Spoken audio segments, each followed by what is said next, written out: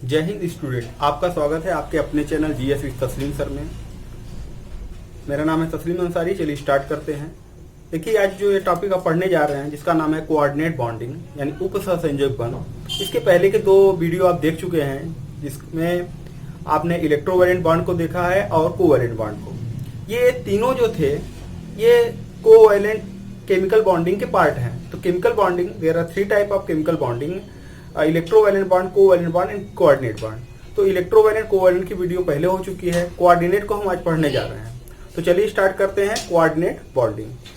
तो यहां पर देखिए, जो आपका कोऑर्डिनेट बॉन्ड क्या होता है, the bond which is form by one side sharing of electron.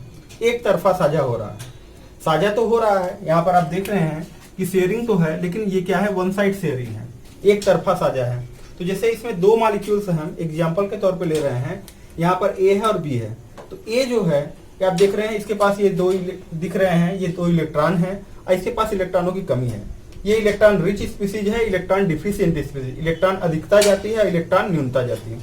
इसके पास लोन पेयर ऑफ इलेक्ट्रॉन है, जिसको लोन पेयर को हम नॉन बॉन्डिंग इलेक्ट्रॉन भी कहते हैं।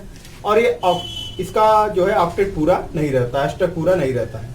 अच्छा, ये जो होते हैं इनके पास ज्यादा रहता है, तो ये क्या करते हैं, डोनेट करते हैं। तो ये इलेक्ट्रॉन डोनर स्पीसीज होते हैं। और ये इनके पास कम रहता है, इसलिए ये क्या है, एक्सेप्टर है, इलेक्ट्रॉन एक्सेप्टर स्पीसीज है। तो लीविस ये जो होता है, देखिए लीविस एसिड, लीविस बेस, ये जो होते हैं, ये जो लीविस बेस होते हैं वो इलेक्ट्रॉन डोनर स्पीसीज होते हैं। लीविस एसिड जो होते हैं इलेक्ट्रॉन एक्सेप्टर स्पीसीज होते हैं। यानी लुई अम्ल जो होते हैं इलेक्ट्रॉन युग्म ग्राही होते हैं, ये इलेक्ट्रॉन युग्म दाता। इस तरीके से इन चीजों को बताया गया है। तो यहाँ पर इस पार्ट को हम देख रहे हैं कि यहाँ पर ये आपका electron rich species, electron deficient, ज्यादा वाला कम वाले को दे रहा है।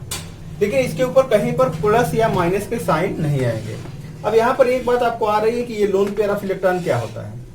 देखिए, एक होता है आपका आबंधी इलेक्ट्रॉन युग्म, एक होता है अनाबंधी इलेक्ट्रॉन युग्म। तो there are 2 type of electron pair. Okay, यहाँ देखते हैं हम इसको। तो इलेक्ट्रॉन पेयर जो होते हैं, इलेक्ट्रॉन पेयर ये 2 टाइप के होते हैं। एक होते हैं बॉन्डिंग इलेक्ट्रॉन पेयर और एक होते हैं नॉन बॉन्डिंग इलेक्ट्रॉन पेयर।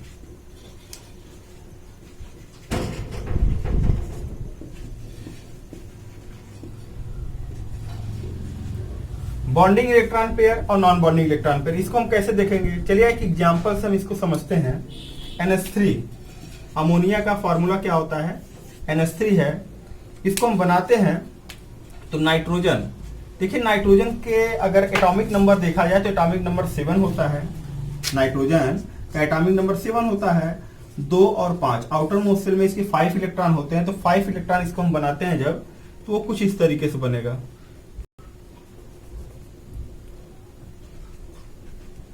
3 हो गए, 3 2 5। उसके बाद हाइड्रोजन जुड़ने वाला है ना, अमोनिया है तो हाइड्रोजन जुड़ने वाला है। तो यहां पर हम हाइड्रोजन को बनाते हैं, हाइड्रोजन।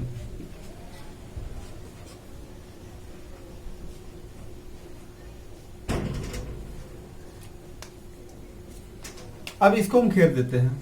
देखिए हाइड्रोजन को 2 ही की जरूरत है, इनका तो कंप्लीट हो गया। और ये यहां से इस तरीके से। तो आप ध्यान दीजिए, अमोनिया बन तो गया है, इनके पास लोन पेयर कितना है, बॉन्ड पेयर कितना है।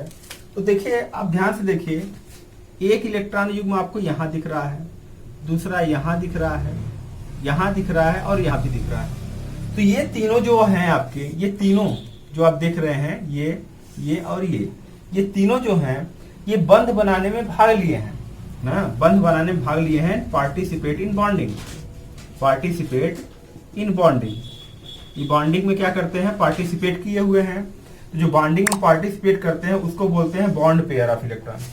क्या बोलते हैं, बॉन्ड पेयर ऑफ इलेक्ट्रॉन।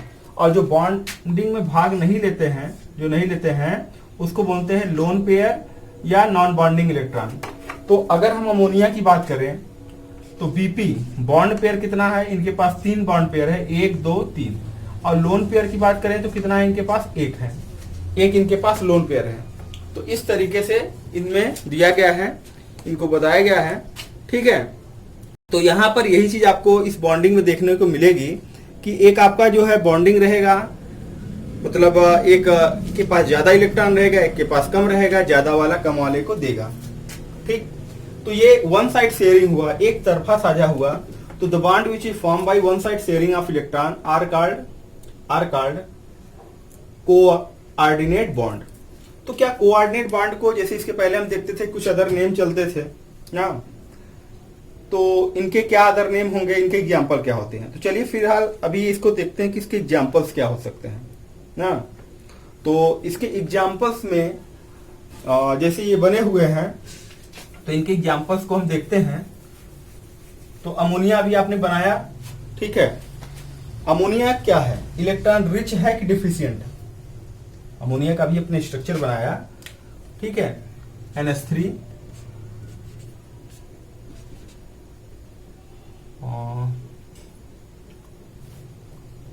इसको पहले लुईस स्ट्रक्चर इसका बना देते हैं, ठीक है। ये ठीक, और इसके इलेक्ट्रॉन ये हो गए। और उसके बाद एक है आपका BF3। हाँ, तो बोरान जो होता है, ध्यान दीजिएगा, बोरान का परमाणु क्रमांक 5 होता है, 2 और 3। बाहरी कोष में कितना इलेक्ट्रॉन, 3 इलेक्ट्रॉन। तो इसका 3 इलेक्ट्रॉन हम यहां बना देते हैं, बना दिए। अच्छा, फ्लोरीन की बात आई है। फ्लोरीन का एटॉमिक नंबर 9 होता है, 2 और 7। बाहरी कोष में कितना इलेक्ट्रॉन, 7। तो 7 इलेक्ट्रॉन है, तो इस तरीके से आपका मिल गया।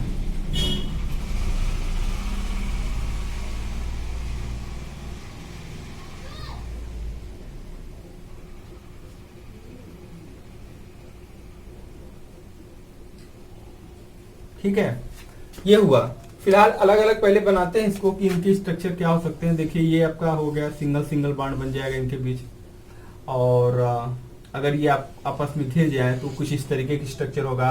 फ्लोरीन के पास 7 इलेक्ट्रॉन है और एक 8 हो गया, 7 और एक 8 हो गया, 7 एक 8 हो गया। इसमें देखिए नाइट्रोजन का अष्टक पूरा हो चुका है, फ्लोरीन का अष्टक पूरा हो चुका है। अब अगर इसको हम बनाते हैं, घेरते हैं, तो वो कुछ इस तरीके से मिलेगा। ठीक है, तो ये दोनों को अलग अलग हमने दिखाया है। अब देखिए, ये आपका जो अमोनिया है ना, ये आपका NH3 और ये क्या है, BF3। अमोनिया है और बोरान ट्राइफ्लोराइड। इसके पास जो है इलेक्ट्रॉन ना, देखिए, तो इसमें आपको मिलेगा, यहां पर इलेक्ट्रॉन अधिक है, यहां पर इलेक्ट्रॉन कम है। ये इलेक्ट्रॉन जो है, इलेक्ट्रॉन रिच स्पीसीज है, और इलेक्ट्रॉन क्या है, डिफिशिएंट। इलेक्ट्रॉन डिफिशिएंट स्पीसीज है, इलेक्ट्रॉन रिच और इलेक्ट्रॉन डिफिशिएंट।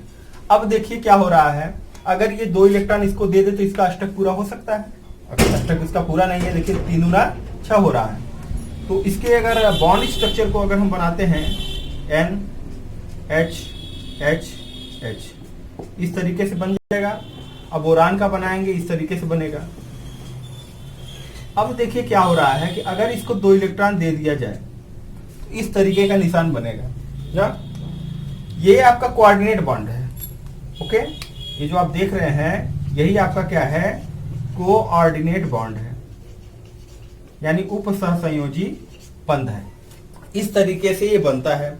तो इसमें ही और भी बहुत से हैं एग्जाम्पल, उसमें भी बनते हैं। ये तो अलग अलग कंपाउंड है, एक ही कंपाउंड में भी बन सकते हैं। जैसे H2SO4 है, H2SO4 में भी आपका बन सकता है। H2SO3 में भी बनता है, SO3 में भी बन सकता है।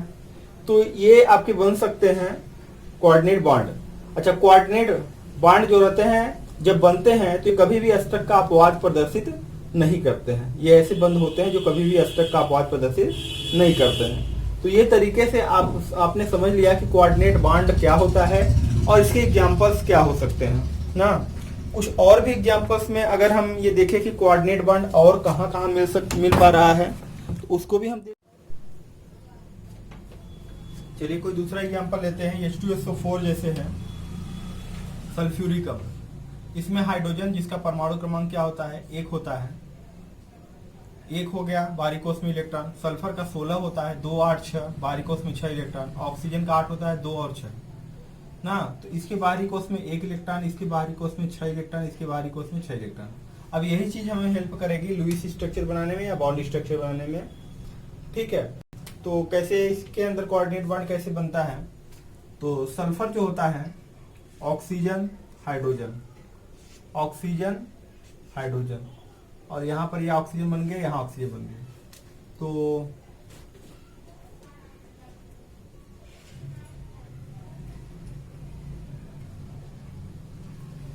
ऑक्सीजन का हो गया,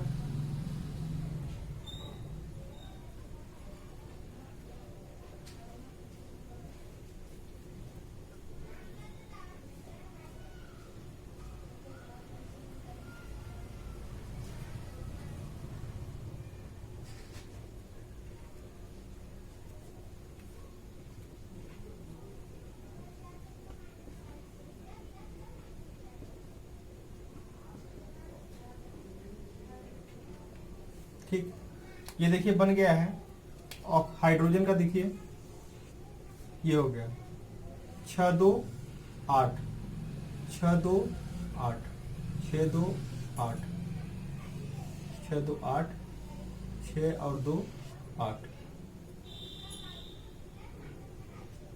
ओके, अब उसके इसमें देखिए ध्यान से, ये आपका बन गया लीविस स्ट्रक्चर। अब इसमें आप ध्यान दीजिए कैसे कैसे ये बना हुआ है। हाइड्रोजन एक एक इलेक्ट्रॉनों का साझा हुआ है सिंगल बॉन्ड, ऑक्सीजन ये तरीके से, फिर सल्फर है ऊपर के साइड में इलेक्ट्रॉन को दे रहा है ले नहीं रहा है, ये कोऑर्डिनेट बॉन्ड बन गया। नीचे के साइड में कोऑर्डिनेट बॉन्ड बन गया। इधर एक एक इलेक्ट्रॉनों का साझा हुआ है ऑक्सीजन, ये लोन पेयर आपका है, और ये आपका हाइड्रोजन। तो इस तरीके से आपने ये देखा कि इसमें किस तरीके से जो बॉन्ड है यहाँ पर आपके ये सब बने रहेंगे। हाँ, इस तरीके से आपने देखा किस तरीके से उपसहसंयोजी बॉन्ड बनते हैं। ओके, तो ये आपका था। अब चलते हैं कुछ आगे इसमें।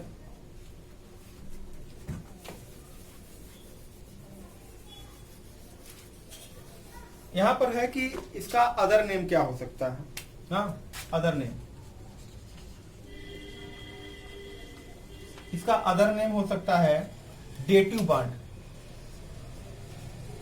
डेटिव बॉन्ड, एक ले रहा है दूसरा दे रहा है, तो कौन सा बॉन्ड बनेगा, डेटिव बॉन्ड बनेगा, जिसको हम बोलते हैं दैत्तिक बंध। दैत्तिक बंध। ओके, ये तरीके से इसका निर्माण होगा। अब आगे हम देखते हैं, अब इसमें आगे हम देखते हैं कि ये जो होते हैं आपके, इनके अदर नेम हो गए, एग्जाम्पल हो गए। अब कंपाउंड्स को क्या कहेंगे, इनके जो है कंपाउंड, तो इनके कंपाउंड को कहा जाता है coordinate compound. Coordinate compound, the compound in which coordinate bond present are called coordinate compound ना,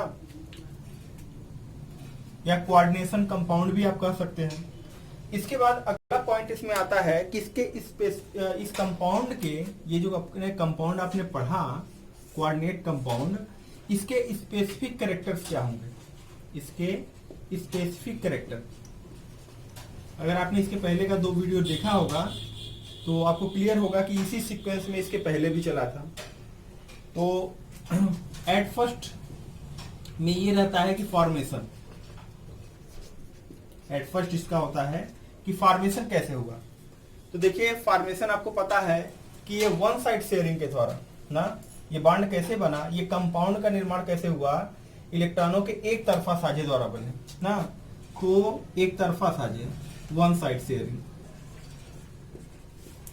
वन साइड शेयरिंग। ओके, अगला पॉइंट जो है आप ये देखते हैं कि सॉल्युबिलिटी। देखिए सॉल्युबिलिटी क्या होता है, सॉल्युबल प्लस एबिलिटी। सॉल्युबिलिटी ना, किसी पदार्थ का किसी दूसरे पदार्थ में घुलने की क्षमता को उसकी विलेयता कहते हैं, वही विलेयता को इंग्लिश बोलते हैं सॉल्युबिलिटी। तो सॉल्युबिलिटी दो चीजों में देखा जाता है, वाटर के में और ऑर्गेनिक कंपाउंड। अच्छा एक चीज और, इसमें एक था आपका पॉइंट नेचर। तो नेचर जो होता है, ये देखो सहसंयोजी बॉन्ड, ये उपसहसंयोजी बॉन्ड, इसमें भी तो साझा हुआ है, इसमें भी आप देखिए ध्यान से, इसमें भी क्या हुआ है, शेयरिंग हुआ है, साझा हुआ है। तो नेचर इसमें क्या होगा, इसमें भी नेचर क्या हो जाएगा, नॉन पोलर हो जाएगा। अब नॉन पोलर ये नेचर का है, और ये वाटर का नेचर क्या होता है, वाटर का नेचर पोलर होता है, इसका नेचर होता है नॉन पोलर। तो वाटर में तो इनसॉल्युबल होगा, लेकिन ऑर्गेनिक कंपाउंड में क्या होगा, सॉल्युबल। तो हम ये कह सकते हैं it is form by one side sharing of electron, it is soluble in water, it is insoluble in water, sorry it is insoluble in water but soluble in organic compound. Nature में हम कहेंगे it is non polar in nature. इसके बाद एक point आता है आपका boiling point and boiling point, melting point. तो बॉइलिंग पॉइंट में मेल्टिंग पॉइंट हम ये कह सकते हैं इंटरमीडिएट होता है। कैसे, आपने पढ़ा है इलेक्ट्रोवैलेंट बॉन्ड, और एक पढ़ा आपने कोवैलेंट बॉन्ड। ओके, इसका बॉइलिंग और मेल्टिंग पॉइंट क्या होता है, बहुत हाई होता है, और इसका बॉइलिंग मेल्टिंग पॉइंट बहुत ही लो होता है, ये देखा। तो ये जो होता है, ये इन दोनों के, इसका क्या होता है इंटरमीडिएट, इन दोनों के क्या होता है, बीच का होता है। इसके गलनांक एवं क्वथनांक, इसके बॉइलिंग और मेल्टिंग पॉइंट जो होते हैं वह वैद्युत संयोजी यौगिकों से कम और सहसंयोजी यौगिकों से अधिक होते हैं। वैद्युत संयोजी यौगिकों से कम और सहसंयोजी यौगिकों से अधिक, इन दोनों के बीच के होते हैं। वैद्युत संयोजी बंध का बहुत अधिक होता है, सहसंयोजी बंध का बहुत कम होता है, और वैद्युत और उप सहसंयोजी बंध जो होते हैं, उप सहसंयोजी यौगिक जो होते हैं, उन दोनों के बीच के होते हैं। तो ये मेनली हम बात इसके कंपाउंड की बात कर रहे हैं, आप ध्यान दीजिएगा, कंपाउंड, ये भी आपकी कंपाउंड की बात हम कर रहे हैं। तो इसके कंपाउंड का बॉइलिंग और मेल्टिंग पॉइंट बहुत हाई होता है, इसका बहुत ही लो होता है, और इसका क्या होता है, इसका इन दोनों के बीच का होता है। अब एक वर्ड जो आपने कई बार सुना, उसका नाम है वैलेंसी के अकॉर्डिंग, तो आप कह सकते हो कोवैलेंसी।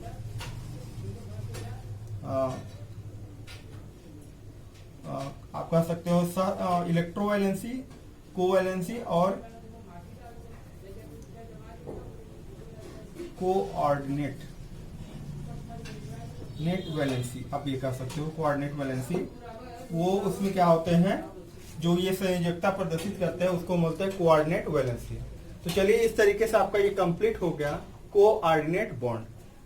कोऑर्डिनेट बॉन्ड आपका ये कंप्लीट हो गया, और इस पॉइंट को आप, ये पॉइंट आपका अच्छे से क्लियर हो जाएगा। उसके लिए जरूरी है कि आप ये जो वीडियो जब कभी भी स्टार्ट करिए, किसी को करना, देखना, वो शुरू से लास्ट तक देखिए। इसके पिछले के तीनों वीडियो भी आप देख लीजिएगा। उन देखने के बाद आप क्लियर करेंगे कि सब में हेडिंग एक बराबर चल रहा है, पॉइंटें बराबर चल रही हैं। एक अगर आपको क्लियर हो गया, एक पहला वाला पॉइंट, तो उसके बाद के पॉइंट आपको क्लियर हो जाएंगे। तो इस तरीके से ये पॉइंट आपका कंप्लीट होता है। केमिकल बॉन्डिंग के तीनों पार्ट आपके कंप्लीट हो गए। आप उसको जरूर देखिए और अच्छे से देखिए, बार बार देखिए, और अगर एक बार दो बार आप देख लेते हैं एक वीडियो को, तो आपको 100% वो टॉपिक क्लियर हो जाएगा। तो इस तरीके से इस टॉपिक को कंप्लीट करते हैं।